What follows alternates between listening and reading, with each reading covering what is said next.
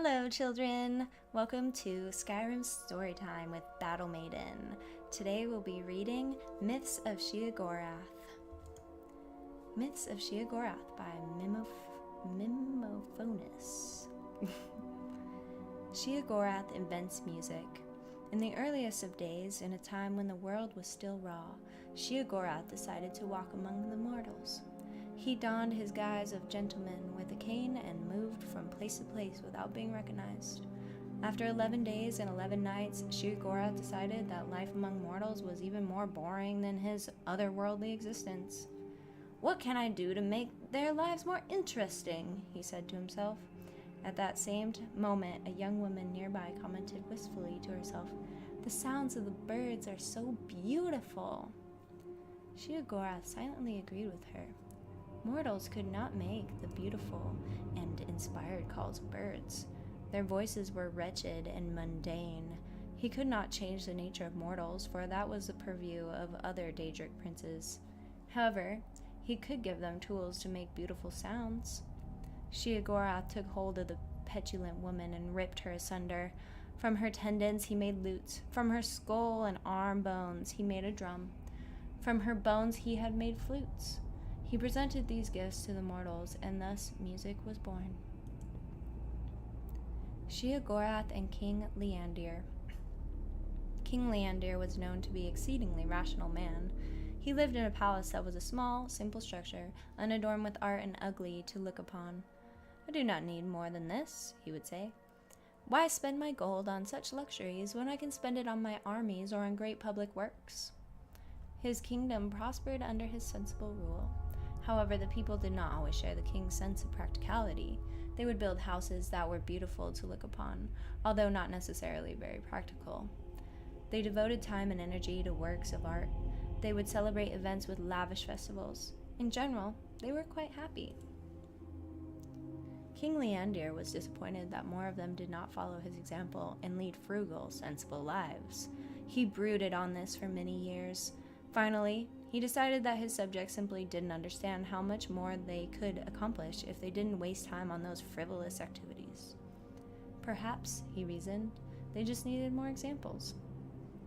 The king decreed that all new buildings must be simple, unadorned, and no larger than was necessary for their function. The people were not happy about this, but they liked their king and respected the new law. In a few short years, there were more plain buildings than ornate ones. The citizens used the money saved to make and buy even more lavish art and hold even more excessive celebrations. Once again, King Leandir decided to provide them a strict example of how beneficial it would be to use their time and resources for more practical purposes. He banned all works of art in the city. The people were quite put out by this, but they knew that their king was doing what he thought was best for them.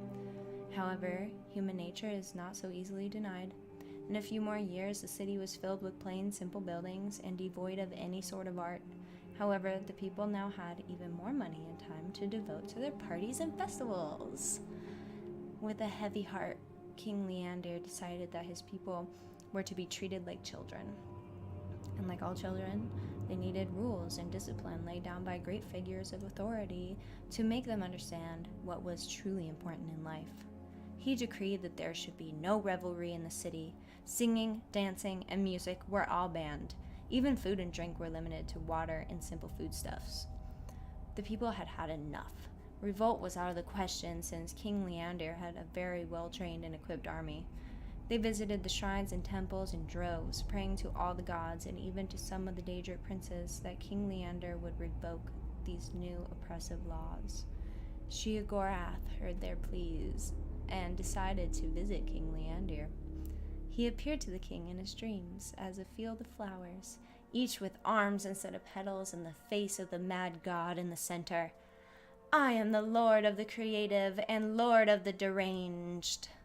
Since you have no use for my gifts of creativity, I have decided to bless you with an abundance of my other gift." From that day forward, every child born in the city was born into madness. Since infants do not reveal illnesses of the mind, it was several years before this was realized. The king's own son was among the victims, suffering from seizures and delusions. Yet King Leandir refused to change his ways. When his son Glint was 12 years old, he stabbed his father while Leander was sleeping. With his dying breath, King Leander asked, "Why?" His son replied, "It is the most practical thing I could do." The new young king ordered all the palace servants slaughtered. He ordered a grand festival to celebrate new reign and repeal of Leander's laws. He served the crowds a stew made from the carcasses of the palace servants. He ordered the east-facing walls of every building painted red and the west-facing walls painted in stripes. He decreed that all citizens wear ornate masks on the back of their heads. He then burned down the palace and began construction of a new one. In the new palace, the young king ordered his personal chambers to not have any doors, for fear that small woodland creatures would attack him. He ordered that it have no windows, for fear that the sun and moon were jealous of him and plotting his death. And thus ended the line of King Leander. The people of the city returned to their grand works of art and raucous celebrations. They talked and acted as if they still had a living king, and even kept up the palace, using it to house and care for their mad children. Sheogorath was mightily pleased with this outcome. From that day forward, the city was blessed with more than the normal number of gifted artists and deranged citizens. The Contest of Wills. A mighty wizard named Revate once walked the winds of time to find Lord Sheogorath. His intent was to win a favor from his most capricious of the Daedric princes. Upon finding Sheogorath, Revate spoke humbly to him. "Lord Sheogorath, I beg a favor of you. I would gladly drive 1,000 men mad in your name if you would but grant me the greater magical powers." Fortunately for Revate, Sheogorath was in a playful mood. He proposed a game. "I will grant you your wish, if you are still sane in 3 days. During that time, I will do my utmost to drive you mad. It shall be great fun." Revate was not so certain that he liked this new deal. He had been really looking forward to driving 1,000 men mad. "Lord Sheogorath, I regret having disturbed you with my shallow, selfish request. I withdraw my unfortunate plea and will humbly leave this place." Sheogorath just laughed. "Ha ha ha! Too late, mighty Revate. The game is afoot, and you must play." Revate fled, only to find that all exits from the Daedric realm were now sealed. He wandered aimlessly, constantly looking over his shoulder, jumping at every noise. Each moment brought new terror as he waited for Sheogorath to begin. After 3 days, Revate was convinced that every plant and animal was a tool of Sheogorath. He hadn't eaten or drunk for fear that Sheogorath had poisoned the food or drink. He hadn't slept for fear of Sheogorath invading his dreams, which was foolish, as dreams are the domain of Varamina. May she grant us restful sleep. It was then that Sheogorath appeared to him. Revate cried out, "You have set the whole world to watching me. Every creature and plant are doing your bidding to drive me mad." Sheogorath replied, "Actually, I have done nothing. You have driven yourself mad with your fears. Your delusions prove that you are truly deranged, and therefore I win.